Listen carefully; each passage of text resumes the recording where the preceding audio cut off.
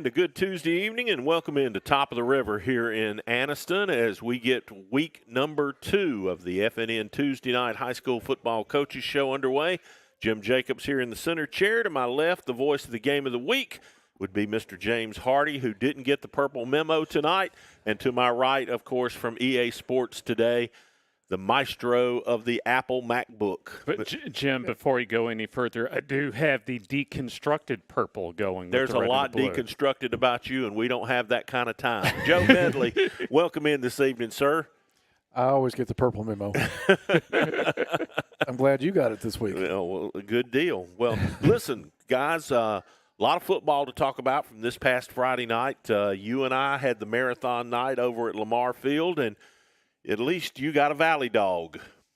You know, I never did make it down to the concession stand, but next time I go, I'm going to get one. It's been a while. Yeah, well, you were over at Alexandria for Jacksonville and Alexandria, and, let's talk about impressions from this past Friday night. Joe, I'll let you start. Well, Jacksonville is a very different kind of team this year.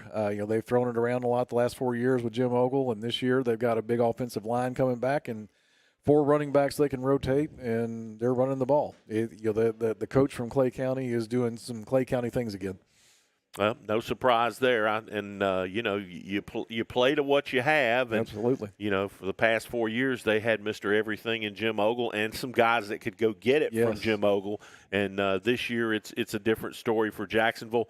They will get their biggest test of the year coming up on Friday night. Moody, and it's going to be it's going to be a real clash of styles. I'll put it that way. How's that? They're playing at the Bill over at Moody, James, and of course we've been there. There's a lot of atmosphere there, and you got a Moody team that started out ranked number 2 in Class 5A in the state, and they hadn't won a football game yet, so they're going to have a mad on and really be serious about getting region play underway Friday night with Jacksonville. Keep in mind they've played 2 outstanding squads in Oxford last week, then going over to Gainesville and then talking Gainesville, Georgia, that is, and talking with Jake Gaines last week before our game. He mentioned to me just how much Division I talent there was across the board, especially Power 5 talent with that Gainesville squad they played. Now, Oxford and Moody didn't play their best, certainly wasn't a thing of beauty, but it was definitely a hard-fought game, and I wouldn't count out, certainly for Moody, 0-2 right now, I wouldn't count them out just yet. And, yes, I think Friday will be a litmus test as far as what they can do this year. Well, when you look at Oxford's schedule, the region, say past Mountain Brook and Clay Chalkville, is pretty soft. So Oxford needs games like they had with Moody and over at Carrollton, I think, to get them tuned up for what's ahead this season, especially if they want to make a serious playoff run. And maybe Moody, as talented as they are, needed to play this kind of competition early to ground them a little bit. Yep, I think so. And, because obviously there's some really good football teams in Class 5A. I mean, you're going to have to beat somebody really good if you want to win that blue map. And we can talk some more about that later on into the season, but there's some really good football teams. Oh, absolutely. And I thought it was impressive as far as looking at some other games, how Cherokee County was able to bounce back against Arab after a disappointing season-opening loss at home to Piedmont. On the drive home from Oxford, I heard the score, and I looked over at Jake, and I said, well, Kelly got their attention this week. Mm-hmm. That he did. Because that's a pretty good Arab team. They just went over there and just dismantled. The Cherokee County, at least at the last few years, that we're more accustomed to seeing from Jacob Kelly, that they can just go in, whether at home or on the road, and just impose their will on you.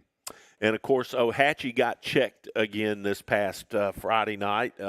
They came up on the short end of it with a really good Locust Fork team. And that quarterback, Joe, he's as advertised. With the Locust Fork for Locust Fork. Well, there were 2 pretty good quarterbacks on the field that night. Well, of course, Jake for sure, but Locust Fork, obviously, I mean, they just the collision that's going to happen between them and Piedmont, we can already see is a potentially epic ball game. And there's going to be a pretty good collision between Ohatchee and Piedmont this week. Absolutely. Ohatchee's got to find some defense, though. You know, I think that's rather obvious. They've got to find some defense. they've had, 71 and what was it? And 58. 58 put up on them. 129 points. That's a lot of points to give up in your first couple of football games. Yeah, and in the preseason when I talked to Chris, he was really high on the fact that he's got some guys a lot more guys that he can play one way this year, and maybe the answer is putting your most talented guys on the field, both ways, or maybe more of that. I don't know, but he's got to find some answers there. Well, we will put the slate up of the guest on tap for tonight so you can see what's ahead over the next 90 minutes. Coach Miller and the guys from Piedmont will be here in just a bit. Michael Easley and the Munford Lions are in the house celebrating a huge 30-3 win over the rivals from Lincoln. They beat the Gummy Bears. And then, of course, Coosa Christian's front and center tonight as we have Coach Mark O'Brien here and also our player of the week who has the coolest first name I think I've ever seen, Cannon. That's pretty neat. It'd be even cooler if he was a quarterback. Well, all of those gentlemen and their respective players are on tap when we continue here on the Tuesday night high school football coaches show. We're live at Top of the River here in Anniston, and we're glad you could join us this evening. We'll be right back. At Farmers and Merchants Bank, we're showing off our school spirit with our newly designed vertical Spirit debit cards. Now, these are customized with your favorite school's logo, and half of every Spirit card purchased goes toward your school. So, show off your colors and support your local school with the FNN Spirit debit card. You can learn more at fnn.bank. Member FDIC.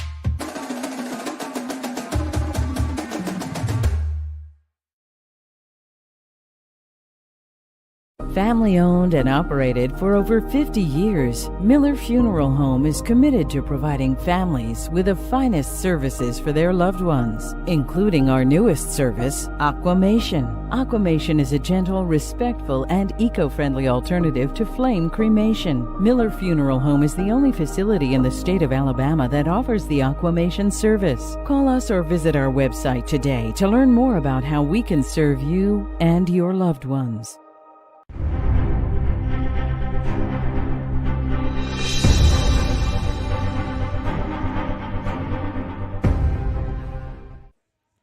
Back at Top of the River for the Tuesday night FNN High School Football Coaches Show. Jim Jacobs, Joe Medley, and to my left, the head football coach of the mighty Munford Lions, Coach Michael Easley, coming off a huge 30-3 win over those guys from the north part of the county. You're exactly right. And I'm going to go ahead and tell on you when I texted Michael over the weekend and said, "Can you do the show Tuesday?" His response was, "I can always do the show when we beat Lincoln." That's exactly right. No better time to do it. Talk a little bit about the game. I mean, obviously, score's pretty lopsided. Tell us a little bit about the contest. Well, our kids played good. It came down to, I thought our defensive line completely dominated the game. We were in their backfield all night long, and Devin Elder, who I thought played his best game of his career, I don't know that he was blocked one time all night long. And he had a great game, and the rest of the D-line did too, but our defense just really set the tone, played physical. We got to the point in the game where we felt real good about the outcome. So, we were able to just sit and grind it out, use some clock. And don't get me wrong, Lincoln's down a little bit this year. They were struggling up front a little bit. So, it was a good match for us, good opening game, good matchup from our defensive line, because that's probably our strongest area with the most depth this year is our defensive line. So, like I said, it was a good matchup for us, and they just played lights out. We were just really happy with the way they played and the effort they played with. Tank, 176 yards and 3 touchdowns, just 2,000 yards last year. What's this year's version of him look like? Well, I don't think we're going to catch anybody by surprise handing him the ball. So we're going to have to be creative as a coaching staff, and you can't take touches away. So you got to find a way to get touches and give them a better opportunity to make big plays, because they're going to be we're not going to sneak up on anybody. And but now I do think our pass game has improved from last year. BJ started every game last year for us and kind of got a year under his belt, and our backup, Braden Nichols, has done a really good job too. He actually started the game for us the other night because BJ had missed some practice with a sickness Monday, Tuesday, and Wednesday and didn't practice at all. So, and Nichols had just had a really good fall count. He deserved it. And BJ he was still trying to catch up. He had been sick all week long, and so played both quarterbacks. Both of them played well. Both of them played, I don't think they had a miss in the Reed game. In any of our Reed game, didn't have any bad or didn't have any wrong decisions there, and just played really well. But like I said, both of those guys, when they're in, our pass game's got to be better this year, and I think it will be, just being a year older, and because we got to take some pressure off Tank. I remember talking to you a year ago about this time before the season started, and it was one of those days when we had the ice truck down there, and you were telling me how young the team was at that point. Are you past that now? I mean, do you feel like you really got some pieces you can do some things with? I think so. We went into that point, and I just remember after that first game last year, we started. I asked them sitting there watching film. I said, "How many of you guys started or played in the rotation for your varsity game?" And we had like 13 kids raise their hand, and that was kind of, it kind of took me by surprise a little bit, even though I knew there was a lot out there, and that was kind of the theme last year. You look back at the schedule, and there were 2 games we felt like we kind of gave away with turnovers, and so of the other ones we were just kind of outmanned at times, and so all those guys were back for the most part. Now we did lose 4 starting offensive linemen, and that's been the place where we've had the biggest transition. But our skill guys, a lot of our skill guys played last year, and it was just. It was a good transition for them. We did spring for the first time in a couple of years, and we were rolling into spring running stuff that we had ran week 8 or 9 of the season, and there was a lot of carryover, and same thing from the spring to the summer. So yeah, it was definitely not in the same position. We are still playing a lot of young guys. We have a lot of guys on the D line that we're rotating in and playing, and we actually right now we've got a 9th grader rotating in at outside linebacker. So we still have some young pieces there, but we got them a ton of reps in the spring, and we got them a ton of reps during the fall camp and fall jamboree. So we feel like they're, even though you look at the grade, some of those guys are rotating in and it says 10 beside them or even 9, we feel like they're a little bit older because of the amount of reps they got during the spring and fall camp. You talked about this at Talladega County Media Day this year. There were some special circumstances that moved this game, the Lincoln game, from midseason to the first part of the year. For people who don't know, could you break that down for them? And then also, did that in any way impact the game?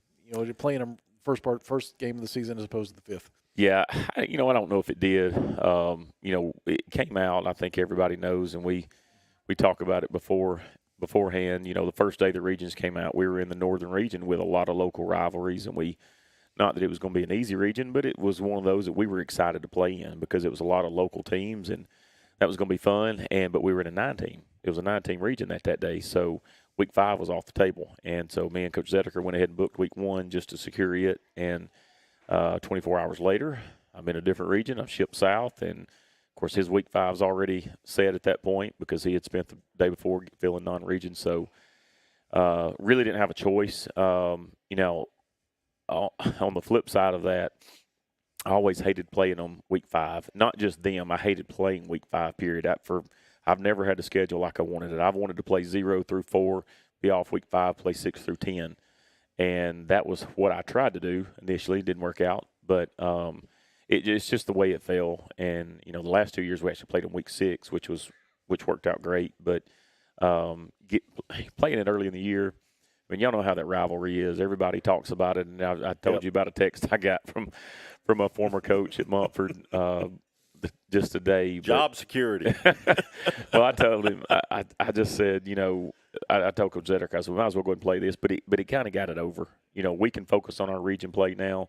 We're going to be able to, even though we're playing a non-region game week 5, we always are going to dabble a little bit, looking at some region games after that. So instead of getting ready for Lincoln, we're going to be getting ready for a good Westbrook team week 5. But at the same time, you're still going to take a peek. You feel bad taking a peek if you're playing your biggest rival. Looking at region games when you're playing them. So I like it. I like the fact that it's over. Just the hoopla that surrounds it, and the kids in the community really enjoy the game. So I don't want to take away from that, but Sure. at the same time, I'm not sad it's over. glad we passed that week, and I'm glad we're in the region play now. I'm going to kind of piggyback Joe's question a little bit and ask the money question. Was the gate as good? I mean, could you tell any difference in playing it early versus playing it mid-season? How did all that turn out? So that game is always for us at home is always the biggest gate of the year, and it's funny we talked about this. We get a report from GoFan.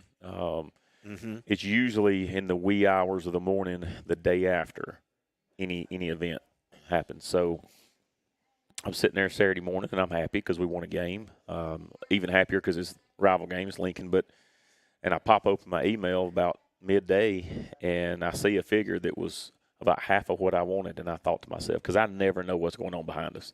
Like, I couldn't tell you how many people were sitting in the stands. I mean, I'm oblivious to that. And I look at that number, and I was really disappointed, to be honest with you. And I text Mr. Talley, and I'm like, hey, our gate was only, X amount of money. And he said, you sure that's all of it? And I said, I'm looking at the report right now. Well, they didn't have the cash money into it that was paid at the gate.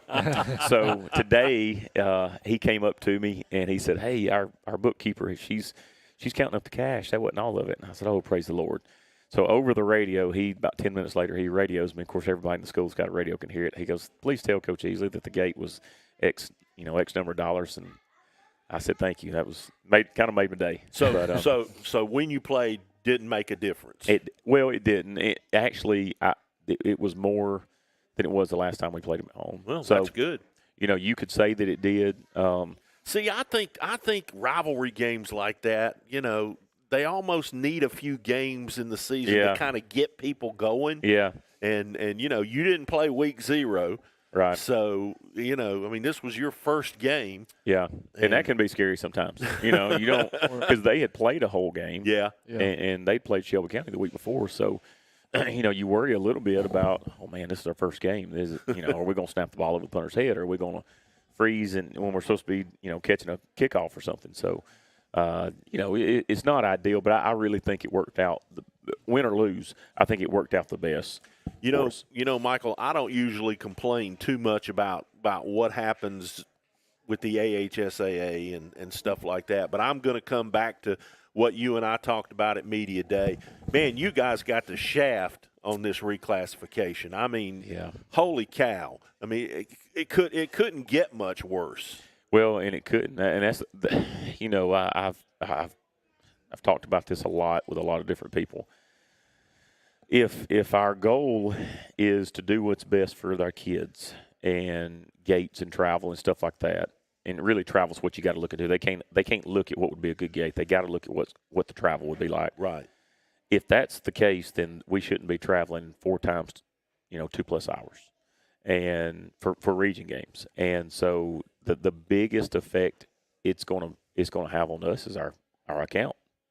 The travel to those. We're talking about going to Tuskegee twice this year, and next week we're going to Union Springs. I didn't know where Union Springs was. I still don't know where it is. About 2.5, 3 hours away. That's Bullock County. So having to go down there. I'm leaving school early that day. That means I have to eat my pregame meal on the road. I've got to pay for subs for the coaches that are leaving.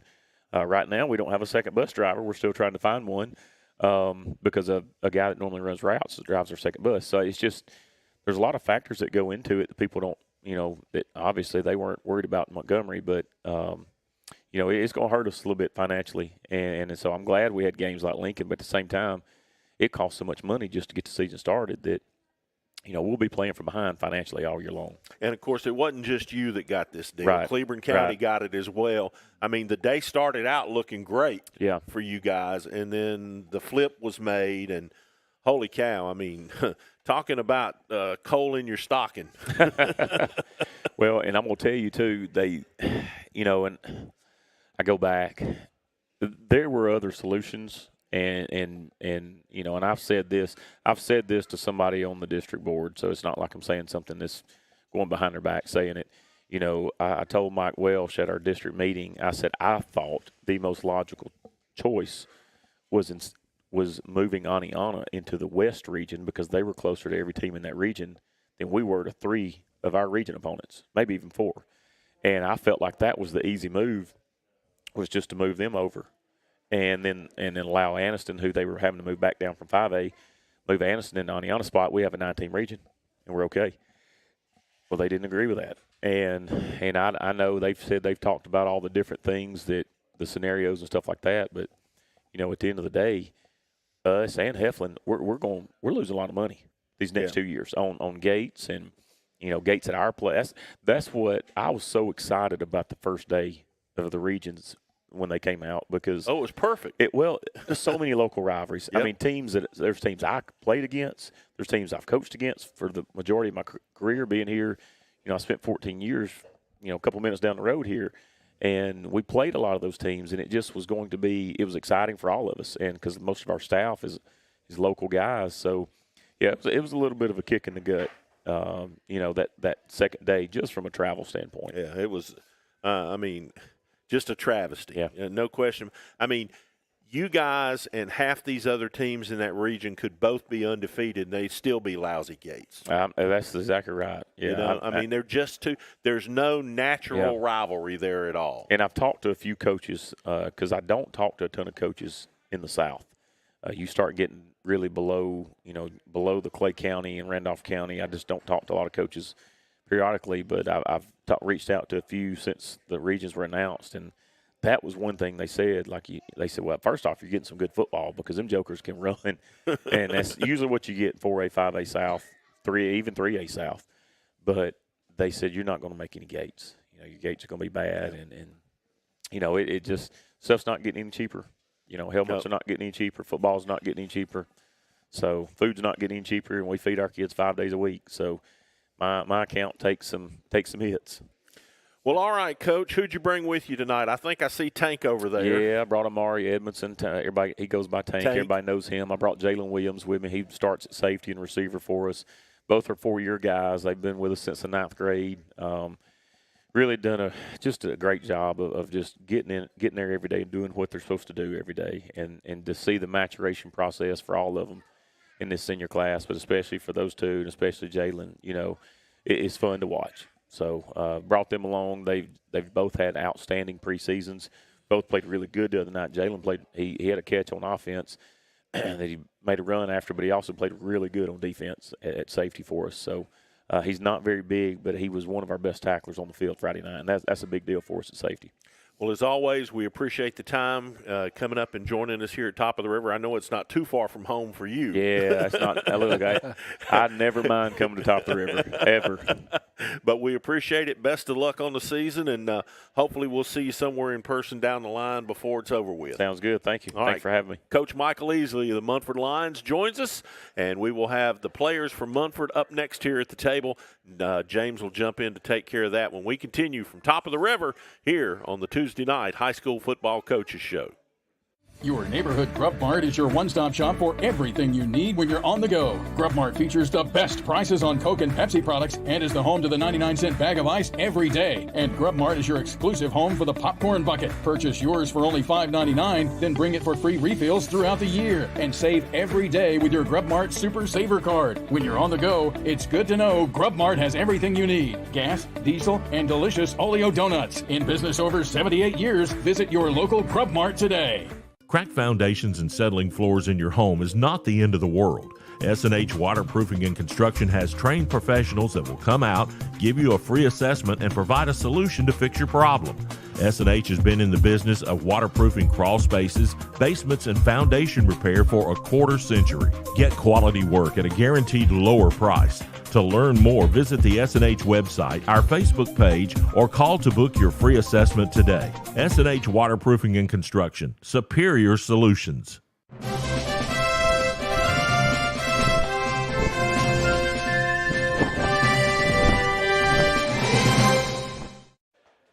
And we welcome you back into the FNN Tuesday Night Coaches Show here at Top of the River. James Hardy with you as we continue on as far as our spotlight of Munford after their big 30-3 season opening win over rival Lincoln, as we have a couple of star players as far as Munford, the Lions, are concerned. Tank Edmondson off to my right and Jalen Williams off to my left. Good to see both of y'all. Good to see you too. Good to see you too. And Tank, first off, obviously starting with the longtime rival to open your season, be able to dominate has to be a great way to get the season started. Oh, yeah, it was good, for sure.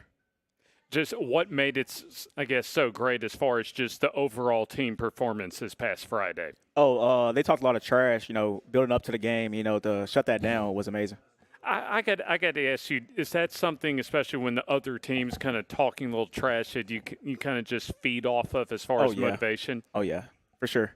It made me, maybe I want to beat them more, I felt pretty good about it. There you go. And Jalen, same question to you. Just what was the feeling like, especially for your teammates, going back into the locker room after a dominating win to open the season? I mean, it kind of felt good. They was talking stuff the whole game. They talked stuff the whole week, and we just pitted to them.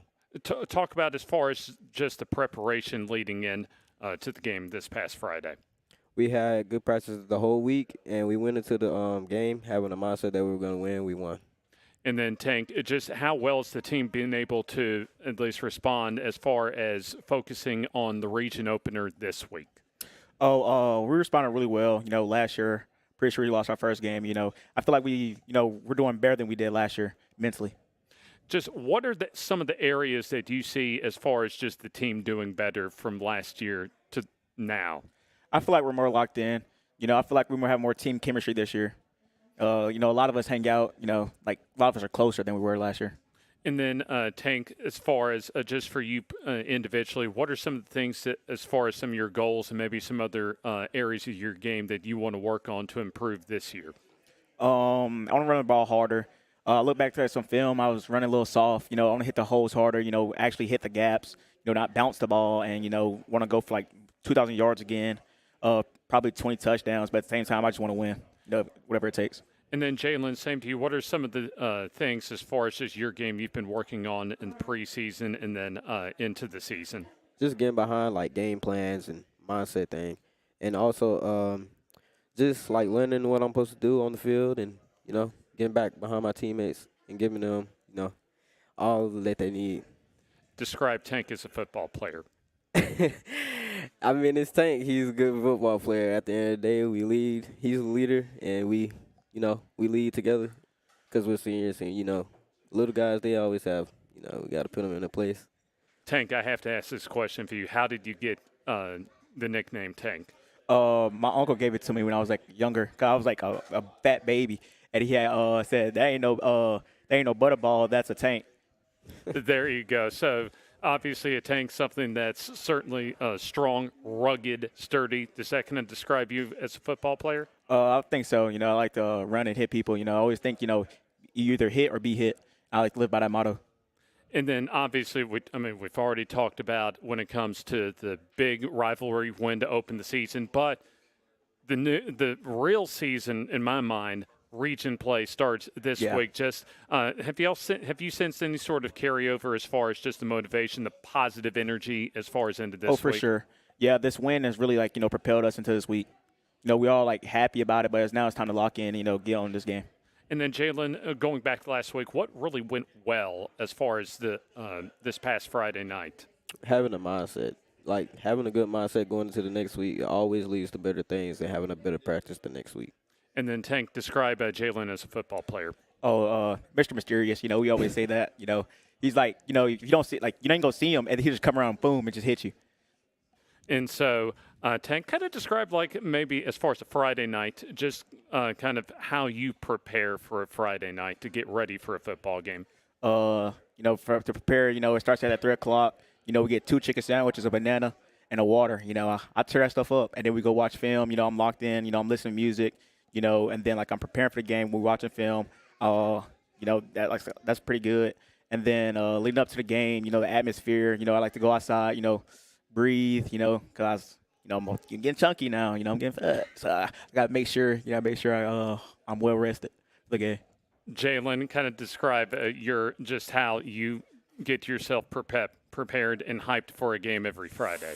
It'll probably start with the music, honestly, and then we have to go watch film. So I have to, lock in with my teammates and listen to my coach. How's practice been so far this week? Practice, it hasn't been that good, but we're gonna lock in tomorrow and make sure we have a good practice. And describe kind of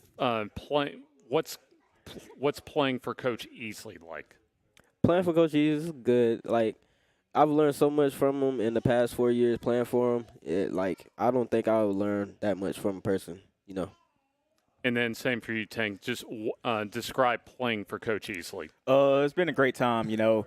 If you he's gonna call you soft. You do something, like don't be soft, And I feel like it's helped me become a more of a man, helped me propel. Then the father speech. I love that father speech. I always think about it, as I said before. He's coaching more than just being a football player. He's coaching to be a man at the end of the day. What are some of the goals as far as for the team in general for this year? Oh, for sure to make playoffs. We've been talking about that. This win right here will put us in the driver's seat, and we need to be there. So big game this week. Yes, sir. Obviously, with as far as we mentioned, the region opener. But what are some of the things in your mind that you and your teammates are capable of doing on the field this year? I mean, everything's in front of us. All we have to do is, everything's in front of us. All we have to do is, succeed and do what we're supposed to do. For Munford, they are coming off of a huge rivalry win against Lincoln. They'll take on Tallahassee on Friday night at home to begin region play. Tank, Jalen, a big thanks for joining us. Oh, no problem. No problem. We still have our FNN Player of the Week this week, our second second piece of, at least second award this season to hand out tonight. And we still have our visits with Coosa Christian and Piedmont coming up. So more to come here on the FNN Coaches Show from Top of the River in Anniston. The Calhoun County Commission, made up of Fred Wilson, Danny Shears, Carolyn Henderson, Terry Howell, and Lee Patterson, ask you to take a look at what Calhoun County has to offer. Our beautiful parks, neighborhoods, recreational facilities, historic sites, and museums. Our citizens enjoy a high quality of life and strongly support the arts. If you're considering expanding or starting a new business, take a look at Calhoun County. You'll be glad you did. Family owned and operated for over 50 years, Miller Funeral Home is committed to providing families with the finest services for their loved ones, including our newest service, Aquamation. Aquamation is a gentle, respectful, and eco-friendly alternative to flame cremation. Miller Funeral Home is the only facility in the state of Alabama that offers the Aquamation service. Call us or visit our website today to learn more about how we can serve you and your loved ones. Your neighborhood Grub Mart is your one-stop shop for everything you need when you're on the go. Grub Mart features the best prices on Coke and Pepsi products and is the home to the 99-cent bag of ice every day. And Grub Mart is your exclusive home for the popcorn bucket. Purchase yours for only $5.99, then bring it for free refills throughout the year. And save every day with your Grub Mart Super Saver card. When you're on the go, it's good to know Grub Mart has everything you need. Gas, diesel, and delicious Oleo donuts. In business over 78 years, visit your local Grub Mart today.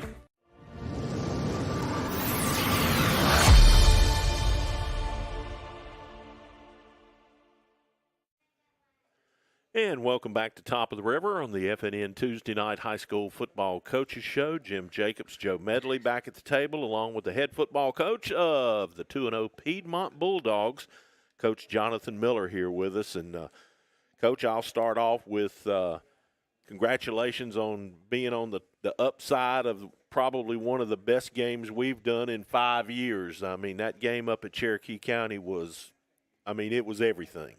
Yeah, it was a great high school football game for sure. Two pretty good teams playing. To open the season, it's rare, a week 0 game like that.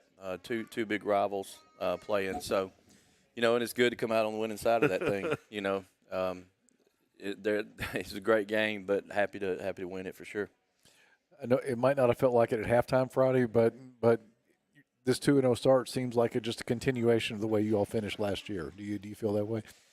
Yeah, I mean, I think, towards the end of the season, I think we got a lot more comfortable with a lot of things we were doing, gained experience. I mean, you can't, experience is, there's no replacement for getting out there and playing on Friday nights, and just having a very inexperienced team at the beginning of the year and starting with the schedule the way it did. I mean, nobody played a tougher schedule that early than we did. So it was just a bad way to start for us. And, but we I thought we would regroup a little bit earlier, but, that's when, unfortunately we had a lot of injuries and we had to fight through that too. So, but we did regroup and had a good finish to the season. And, I just think there's a lot of positive energy around our team. And, that just, paved the way for our good start this year.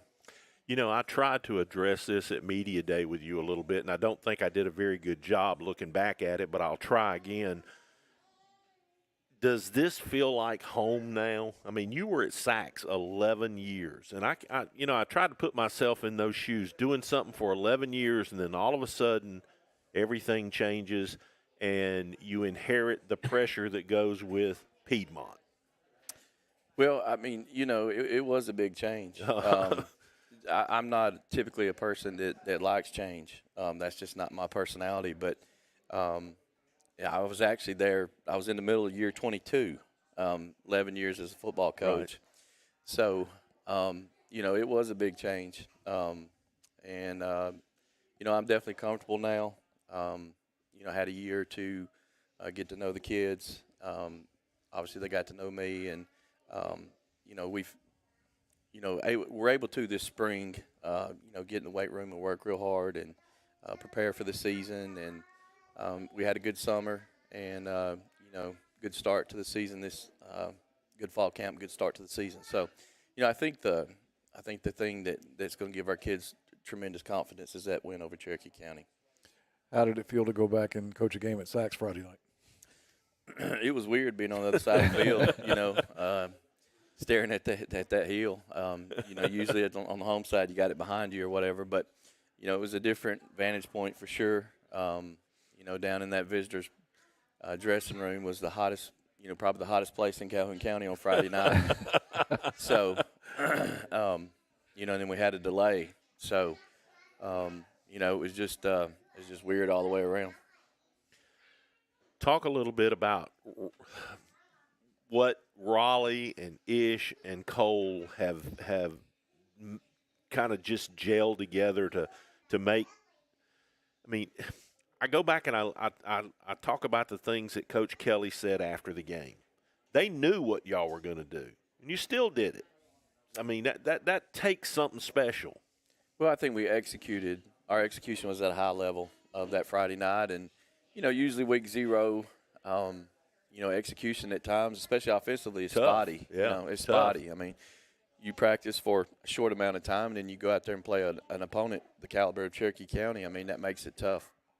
But I thought the first drive of the game really set the tone. I think we went 95 yards. Yep.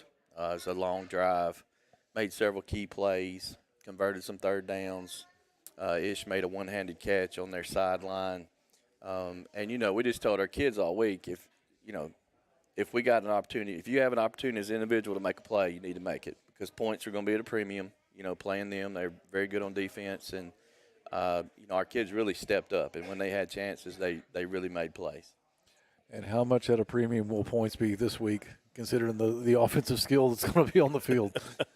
It's going to be interesting. But I really think that's the way the region is going to be all year. I think there's a lot of really good offenses, and it may come down to who can play the best defense. And I don't know who that's going to be right now, but there's a lot of good skill players, in this region. So it's going to be interesting. I hope our defense continues to develop. We've got about 5 or 6 seniors on that side of the ball, 5 or 6 young kids playing with those guys, and we've been pleased with our defense so far. A little different opponent this week. They're going to try to, they're going to put the ball in the air, obviously, more so than our other 2 opponents have. So different style, and they can certainly score with the best of them. I'm not sure that maybe the way your defense played isn't one of the top stories of the Cherokee County win. I mean, we all saw Ish catch the ball at the end to win the thing, and you guys, the 95-yard drive you talked about to start the game, but you basically took their best shot. You knew they were going to run the ball, and you guys basically, for the most part, shut them down. Well, I think we gave up around 245 yards of offense, and that's pretty good against them. They had a big kickoff return for a touchdown, and we fumbled inside our own 20. Those were big plays in the game. But, you know, I feel like our defense just – I mean, you can't say anything other than they just fought their tails off all night. Yep. You know, undersized. They've got a huge offensive line, you know, huge running backs.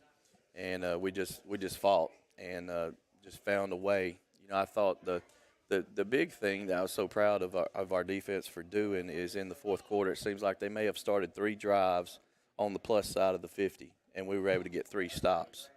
So that was really the difference in the game. They kept giving the ball back to our offense and giving them a chance to make a play, make a drive, go score. You know, this game last year, obviously, that's when Raleigh got hurt. He was a big part of the plan in that game.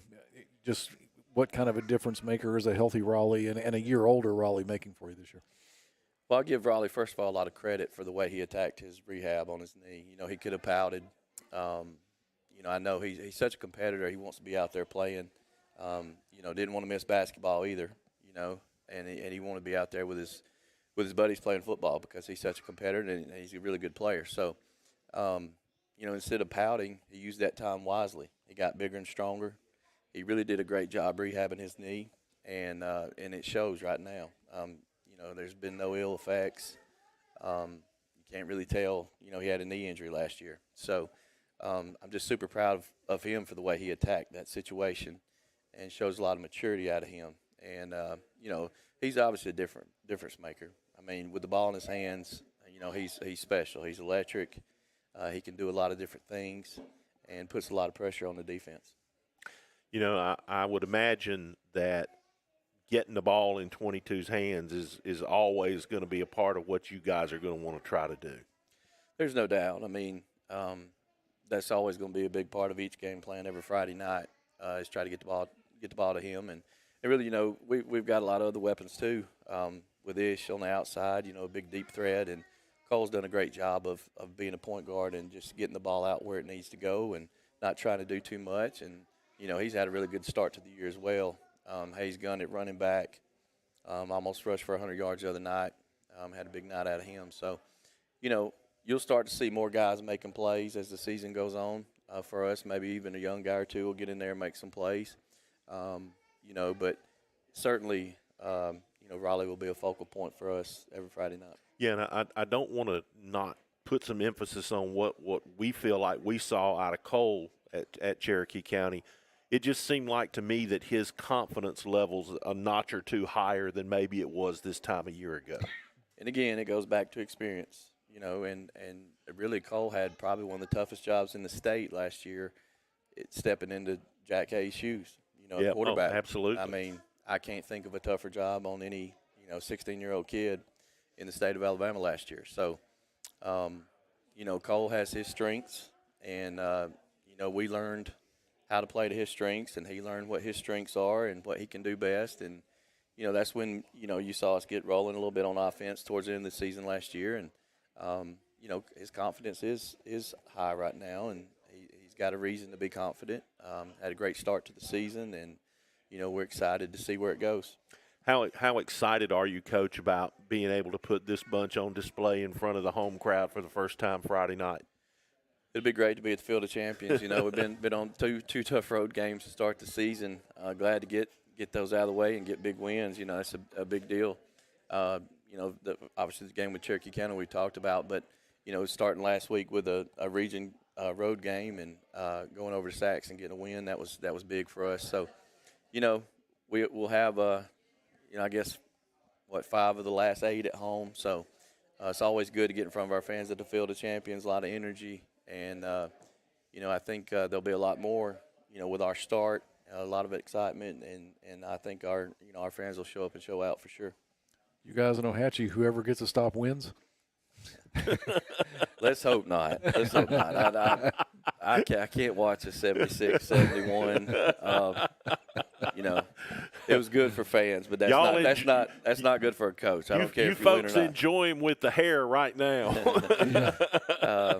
I don't think Chris even enjoyed it very much. I can't imagine he did. I can't imagine any coach. You know, obviously you're glad you win, but goodness, I mean, that takes so many years off your life right there going through that game as a coach. So, Well, I mean, he saw more points in the last 2 weeks than some teams see all year. That's know, right. it's There's crazy. no doubt. So, it's going to be interesting to see how the region again plays out with not just us two Friday night, but the other teams as well, because I do think it's more of an offensive type region this year. Well, Locust Fork looks awful good.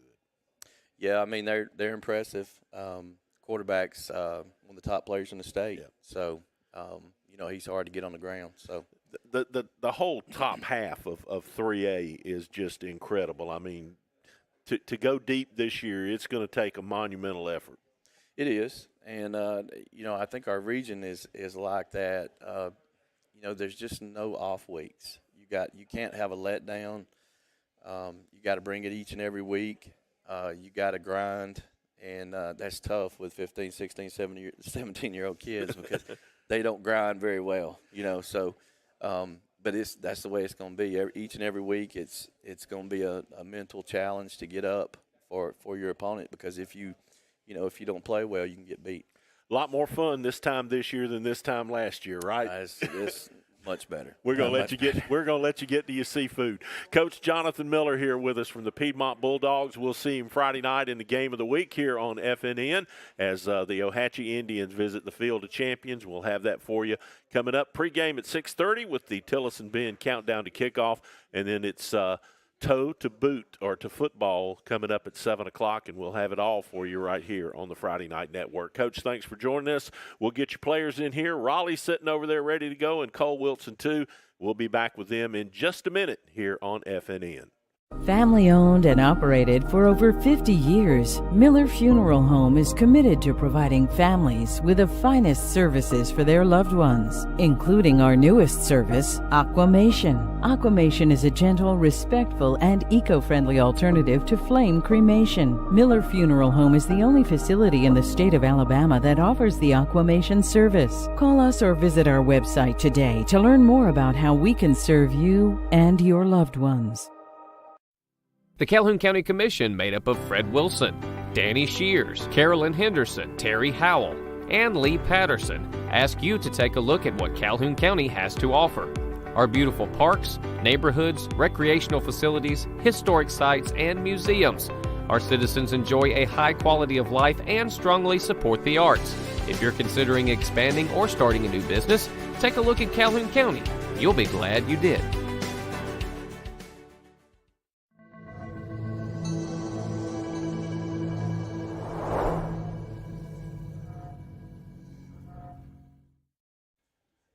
The FNN Coaches Show continues here at Top of the River on the north side of Anniston. James Hardy with you, and we continue our spotlight of the Piedmont Bulldogs 2-0 on the season. And as Jim correctly mentioned, we'll have them in just 3 days from now as far as our next Bluefin FNN high school football game of the week that you see on your screen there, Piedmont and Ohatchee from the Field of Champions, and it'll be the first home game of the season to open region play, and we have a familiar combo as far as the pass catching and quarterbacking as far as Class 3A in our part of the Yellowhammer State. Cole Wilson, quarterback off to my left, and Raleigh Pinto, quite a familiar combo, at least from the last time that we saw you. A big thanks for joining us, fellas. Yes, sir. Thank you for having us.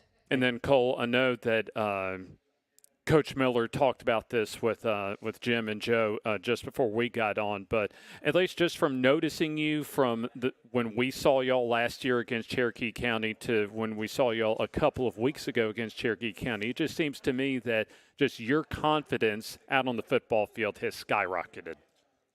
Yes, sir. I was a little nervous going into the first game last year. Like he said, Jack Hayes, that's one of the best athletes that's ever came through Alabama football.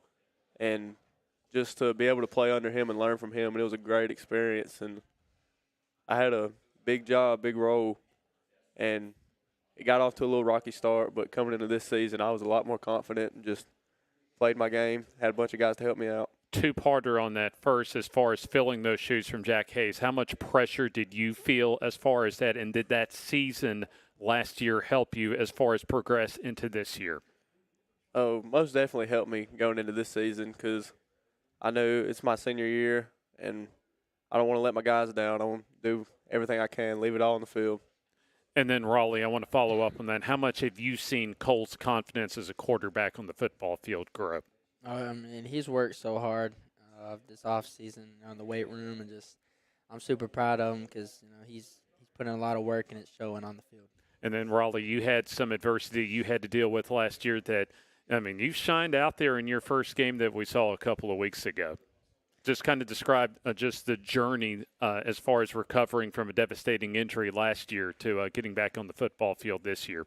Yeah, it was tough going down, just seeing my teammates, out there, just me sitting on the sideline. But, as far as the journey, getting back up to here, it's been tough, but, I've put in the work and I just trusted in it, and I'm just glad I'm back out here playing with my guys.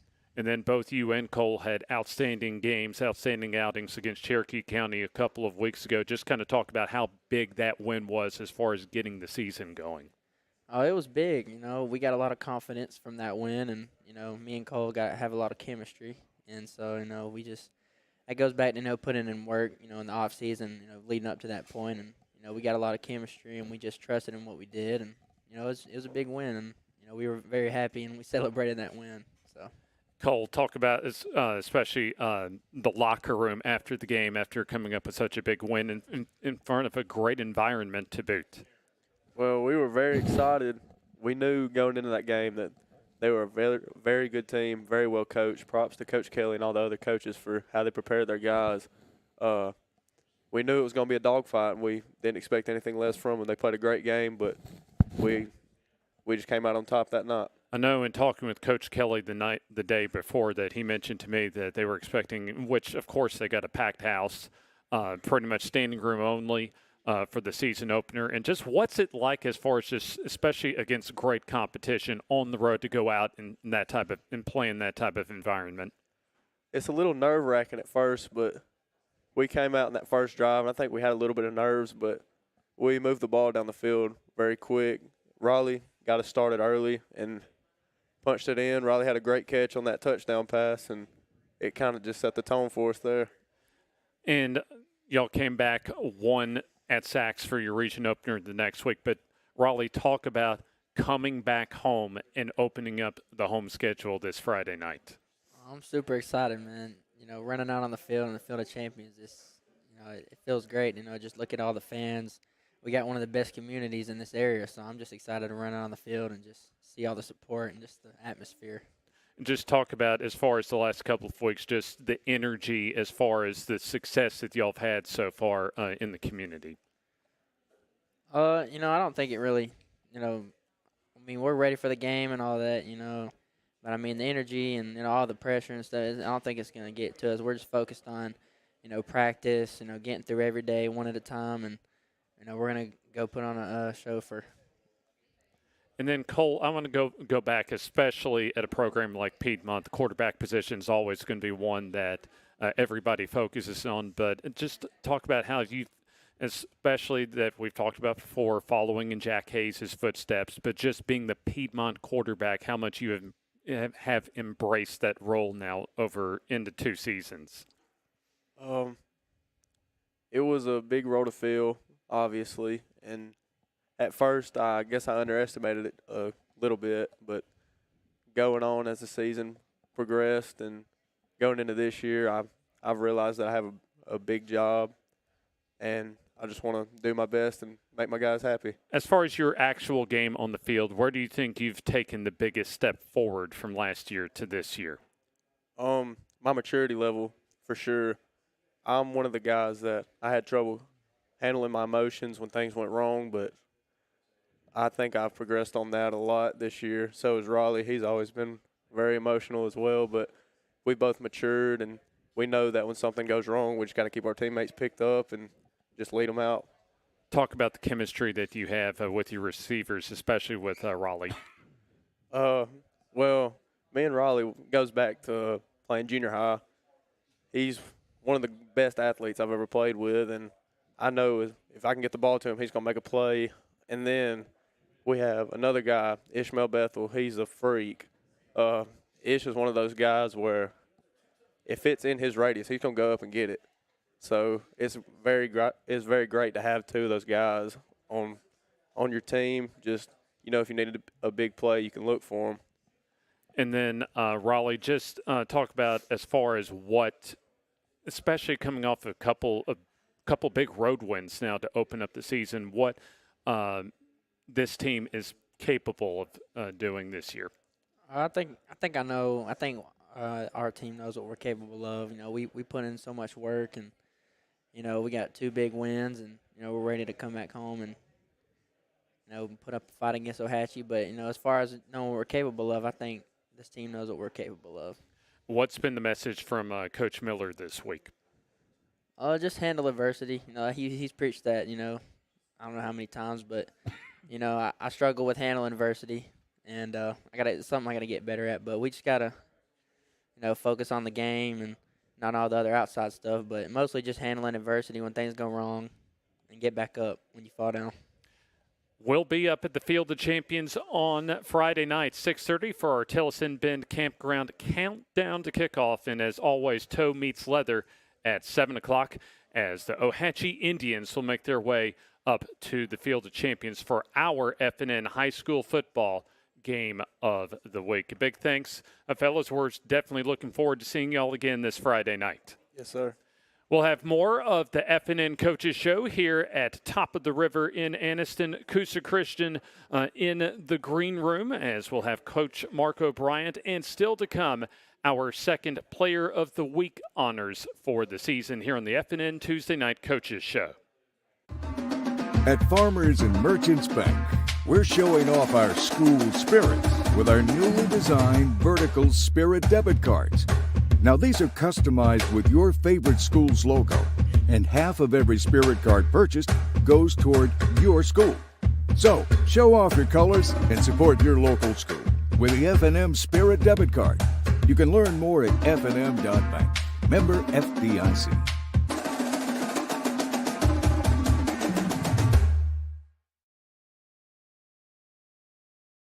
Does the crawl space in your home look like this? Standing water and high humidity are the perfect makings for mold and wood rot, and that means expensive damages to your home. Solve the problem with a call to the experts at S&H Waterproofing and Construction. They've been turning this into this for over a quarter century. Protect your greatest investment with a free assessment today.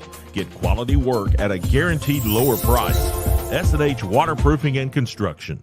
Your neighborhood Grub Mart is your one-stop shop for everything you need when you're on the go. Grub Mart features the best prices on Coke and Pepsi products and is the home to the 99-cent bag of ice every day. And Grub Mart is your exclusive home for the popcorn bucket. Purchase yours for only $5.99, then bring it for free refills throughout the year. And save every day with your Grub Mart Super Saver card. When you're on the go, it's good to know Grub Mart has everything you need. Gas, diesel, and delicious Oleo donuts. In business over 78 years, visit your local Grub Mart today.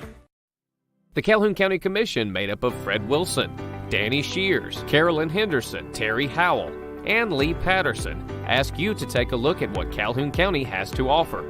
Our beautiful parks, neighborhoods, recreational facilities, historic sites, and museums. Our citizens enjoy a high quality of life and strongly support the arts. If you're considering expanding or starting a new business, take a look at Calhoun County. You'll be glad you did.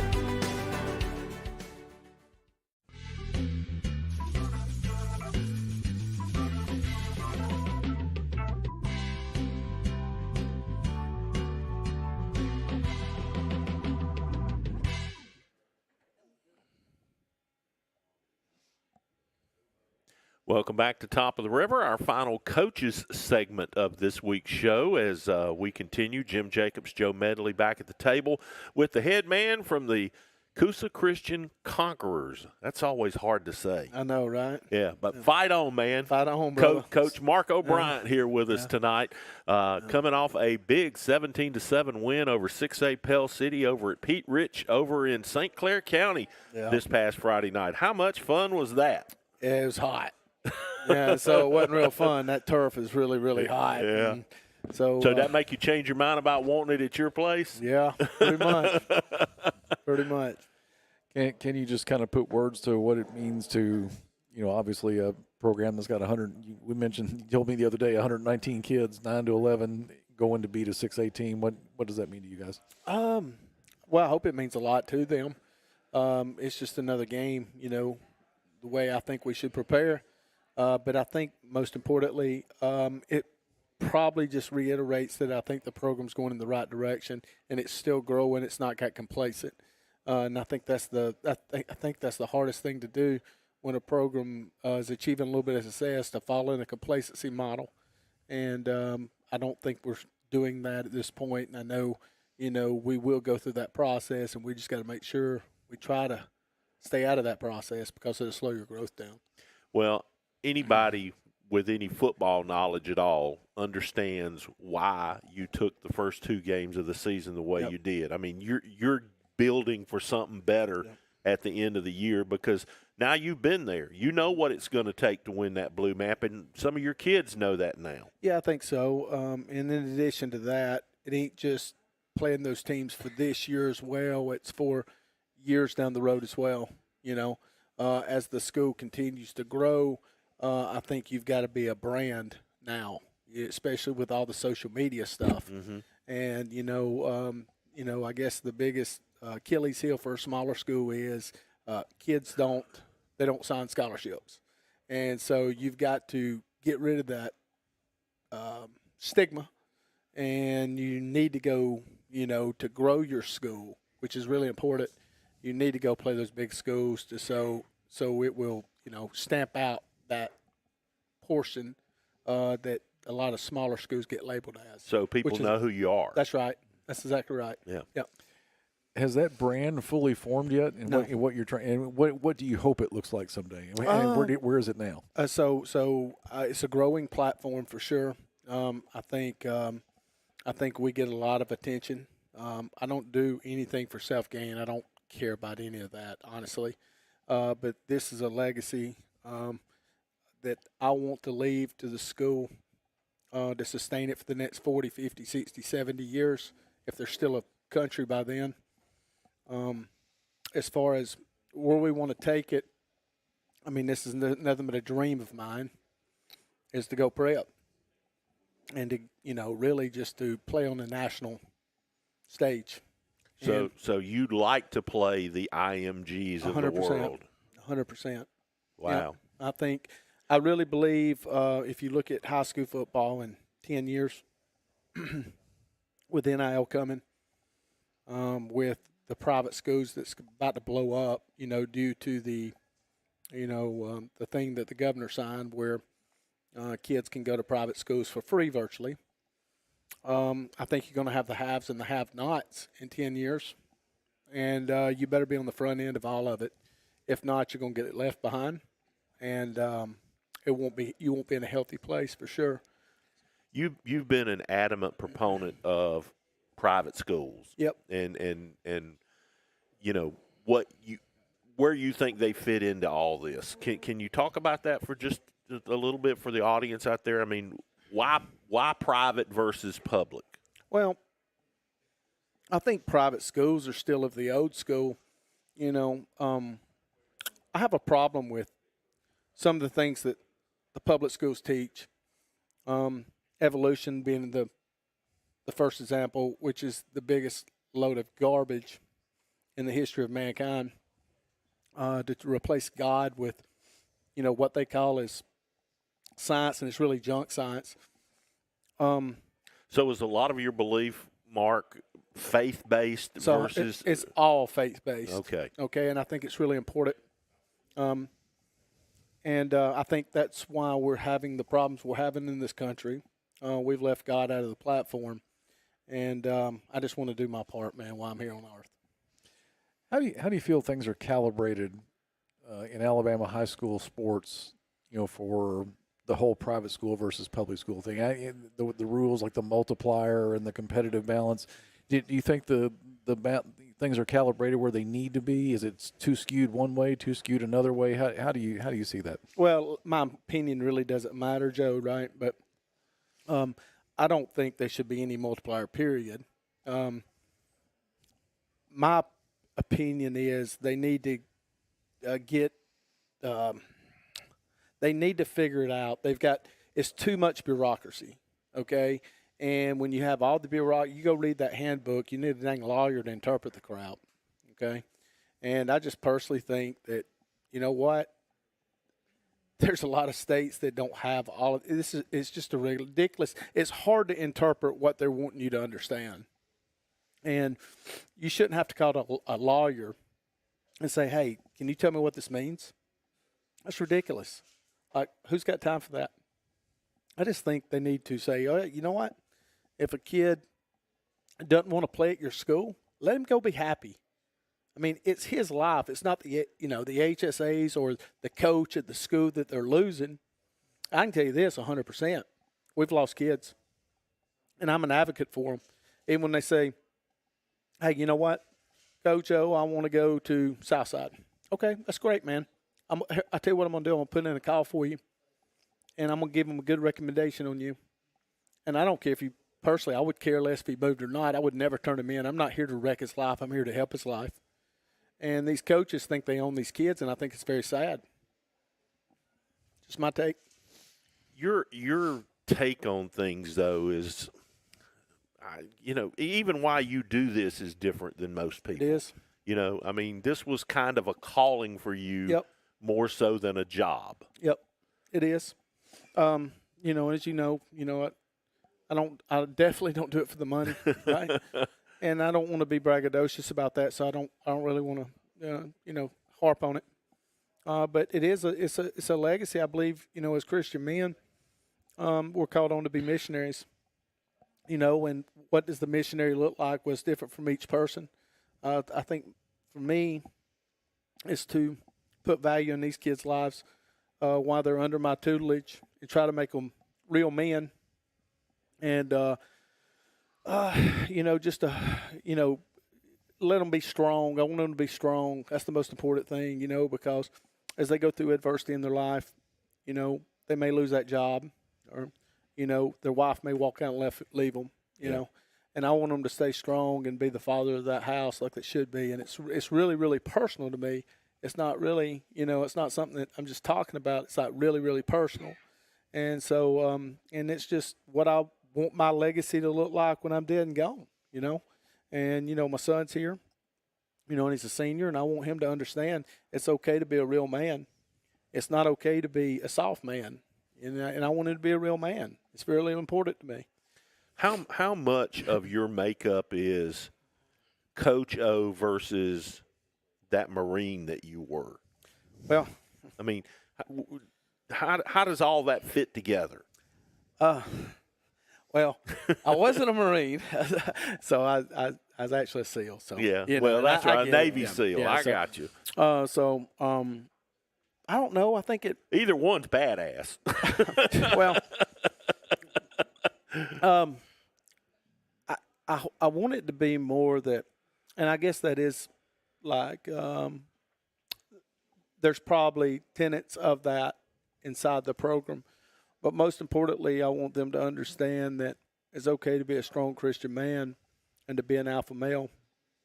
And I think that's what's most important. I think we've lost our males in society, and it saddens me greatly that males are no longer the men of the house anymore. They've become the cowards of the house, and that's just if that's part of the SEAL in me that. It's inside the program, or if that's more of the Christian man in me that's inside the program, whatever that looks like.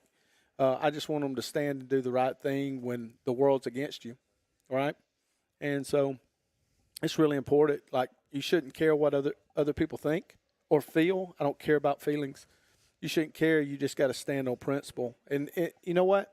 It's okay. If you get an onslaught of negative talk online or whatever, it's okay. It's fine. You'll come out, I tell these guys all the time, you never learn anything through success in life. I've never learned one thing through success. I've learned everything through adversity. And so I think that's a healthy thing. Makes a lot of sense. Well, let's talk about some of these guys who were men for you on the field last Friday. Cannon obviously is the player of the week this week. Yep. Talk about his performance, which I sense from you that it was more than the numbers. It wasn't, I mean, like, I could, what he did last night, he saved our rear ends, or last Friday, rather, he saved our rear ends. because that team was really – they're not a bad team at all, okay? Bell City's going to have a good year this year, all right? They play hard. Nick is a good dude. He's a good coach. But, Cannon bailed us out of a lot of problems with maybe a key block or, 3rd and 5. He gets it and he breaks 3 tackles and gets 6 yards where he should have got hit at the line of scrimmage or, and that didn't happen 1, 2, 3. That happened several times that he got upset of a bad situation now, really bad situation, especially in the fourth quarter. He got us a couple of key first downs where, we'd had to punt it. We were wore out, y'all. I mean, they're playing probably 40, 45 kids. We're playing half of that. And our kids were wore out. We were gassed. And Cannon really, he saved our rear ends. I mean, I'm really serious. He saved our butts Friday night. And I told him this. He's had good games where he scored multiple touchdowns or whatever, but that was the best game he's ever played Friday night. Talk a little bit about the region some, Coach. You got some games lined up, I think, that are going to be prep games really for you for postseason play, but handicap the region for us a little bit. You guys start with Southeastern this Friday night. Yeah, so, I've watched them twice. We've got the Glencoe tape. We have the Piedmont tape. And so, I've told the guys, let's just worry about us. Don't worry about them. Let's get their schematics down, what they do. Let's take it away. And then what they do on defense, let's go attack their weak areas of their schematics. And so if we do that, I think, we've got a good shot at winning. But, it's just one game at a time. As far as the other teams, I couldn't tell you. I don't have any tapes on any of them. And I've not been in 2A football since I was at Cleveland back in, 09 or something like that.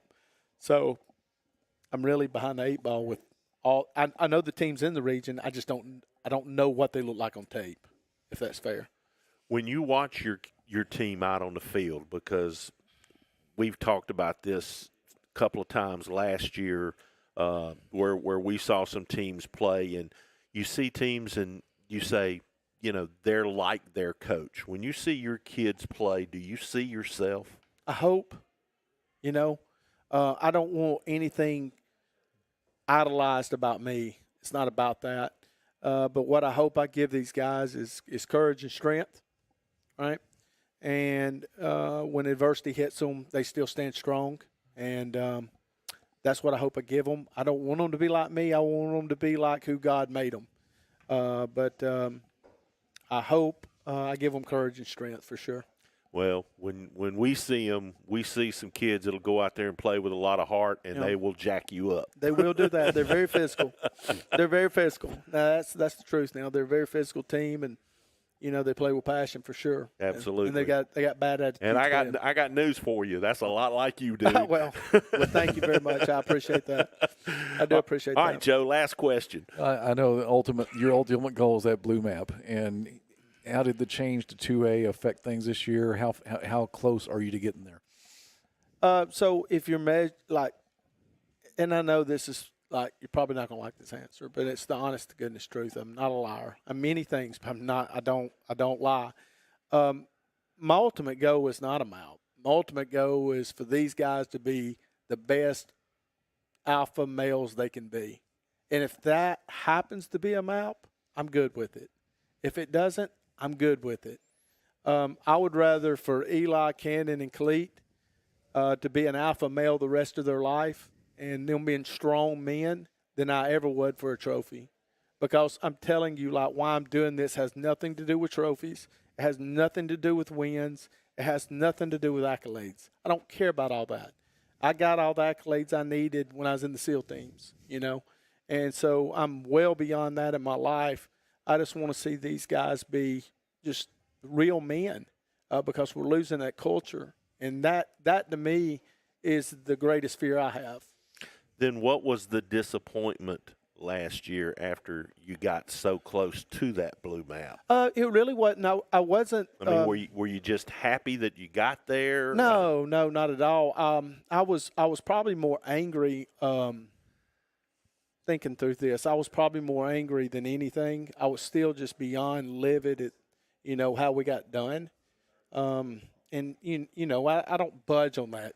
You know, I mean, no, you don't. I mean, and I'm not going to budge on that.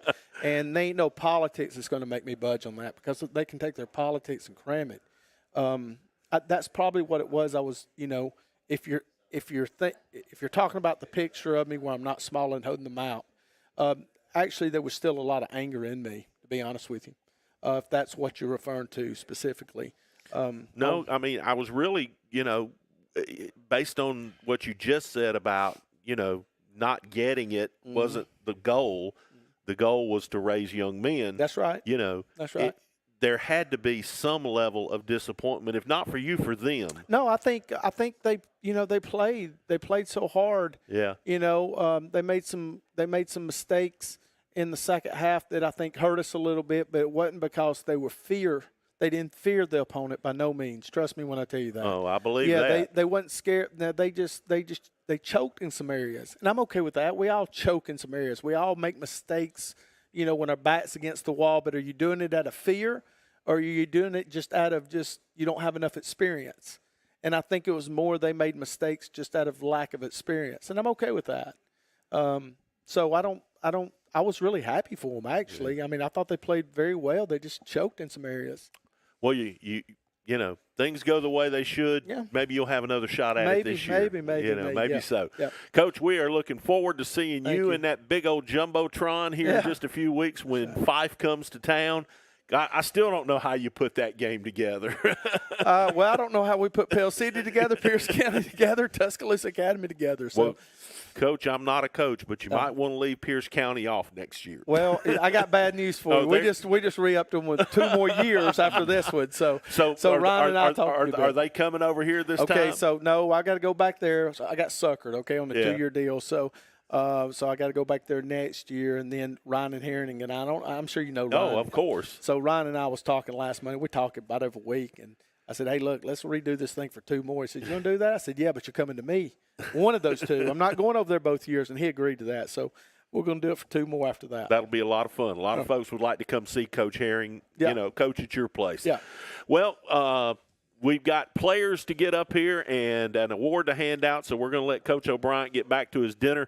As always, thanks for coming. Thank you. I appreciate it, brother. Thank you for what y'all do for high school ball, seriously. Thank you, man. Appreciate it. Thank you, Joe. Appreciate it. All right, we'll be right back. Cannon is up next to get Player of the Week when we continue from Top of the River here on the Friday Night Network. At Farmers and Merchants Bank, we're showing off our school spirit with our newly designed vertical Spirit debit cards. Now, these are customized with your favorite school's logo, and half of every Spirit card purchased goes toward your school. So, show off your colors and support your local school with the FNN Spirit debit card. You can learn more at fnn.bank. Member FDIC.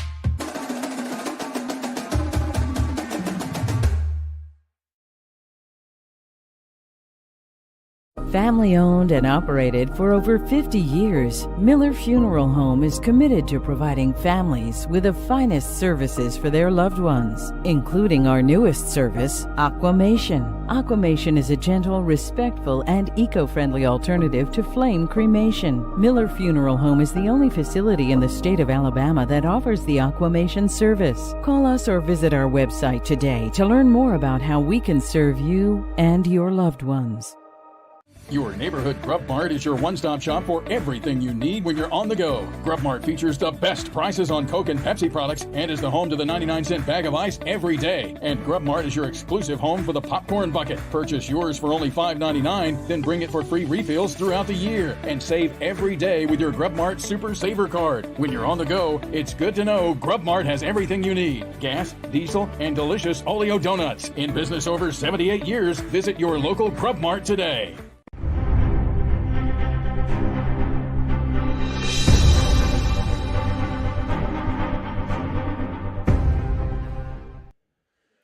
And welcome back to our final segment of the Tuesday night high school football coaches show here on FNN, the Friday Night Network. Before we get to our player of the week, to my right, let us do a little house cleaning here. Of course, the new FNN mobile app is out. The Android version is available. You can download it right now from the Google Play Store. The Apple version of the FNN mobile app is just a day or so away from meeting final approval from Apple, and you can download that for your iPhone, your iPad, whatever. There you see it on the screen. You'll be able to get that. It's free on both platforms. Viewing all of the content on it is free, and if you want a kind of a one-size-fits-all to get to all of our good stuff, well, that's it right there, your FNN mobile app. Please go download that. Now, let me show you this. Here, right here, you can see this. Here, James, hold that up. Do something good. The FNN football ball toss, okay? We do this basically at halftime at every game we go to for the game of the week. It's brought to you by our good friends at Bama Sheds and Pole Barns as part of our game of the week festivities. We have cheerleaders throw those, and you can go out and, look for it in the bleachers at halftime, right? That's right, at a game near you, wherever we're at. And they'll be at Piedmont this Friday night. Also coming really soon, our FNN Game Day T-shirts. We'll be tossing those into the stands as well, and they're a fan favorite as well. So we'll be having those for you here in the near future. So get ready for that. All right, let's do Player of the Week stuff. To my right, Cannon Wilson from the Coosa Christian Conquerors. Young man, congratulations and welcome to the show. Yes, sir. It's an honor. How in the world did you get the name Cannon? I'm actually named after my grandfather. Your grandfather? Yes, huh? sir. So his name was Cannon? Yes, sir. It's spelled a little differently. It's Cannon, but we put mine with a K. Your mom and dad changed it. Yes, sir. You're just Kanon. Yes, sir. It's a little, it's definitely unique. Yeah, I just think it's one of the coolest names that, we've had come up on the stage here with us thank you. Over the years. I mean, that's a football name, isn't it? It sure is. Thank you. All right, talk a little bit about the game this past Friday night over at Pell City. I mean, your coach has been pretty adamant. You saved the team's butts. Well, I wouldn't go that far, but, I mean, it was definitely a great win for our entire program, not just me. I mean, it was a great win. Our O-line proved a lot. Our defense proved that we can play with teams with the speed and the size of a 6A. And our offensive line, after coming off of Pierce County, I mean, we struggled as a team. And as an offensive line, even I got my butt whooped in a couple plays. I mean, them linebackers, they were some big old kids. Yeah. So I mean, we definitely proved a lot with that win over a 6A program, and it's a great win for us all. What's it like to go to a place like Pierce County where maybe nobody thought you guys could win that game? I mean, you were just up such a dominant, state championship quality program, higher level, a lot more bodies on the field. What's it like to go into a game like that? Honestly, I mean, we feared no opponent. We don't fear anybody. We'll play. You can put us in front of anybody and we'll play them. I ain't saying we're gonna win, but going to a team like Pierce County, I mean, we knew the program that they were. We knew how good they were. We knew how big they were, and we knew we had to prepare, and we knew we had to go in there and play the best football we've ever played, and it just didn't happen. I mean, it was a tough win, but it's definitely it was a battle, and we're in it for the war, the state championship. That's our goal. I mentioned this to Coach as we were, kind of talking here just a few minutes ago. To me, it's smart to schedule these games because you guys from where we toughest region in the world that you've got to go through. So you've got to have those kind of games like the Pell Cities, like the Pierce Counties, or like the Fife that's coming to prepare that run come November. Absolutely. I mean, teams like Fife, Pell City, Pierce County, Tuscaloosa Academy, it's all like that games. I forgot them. They're at the end of the year, right? They're a juggernaut too. I mean, it's all in preparation for the blue map at the end of the year because this team. I mean, we know we had not the greatest region last year either, and we know that if you don't schedule games outside of the region, that when it gets into the playoffs, the hard games, I mean, you got to be prepared and you got to play teams like the teams we play this year. We're not going to be prepared at all. You mentioned the blue map.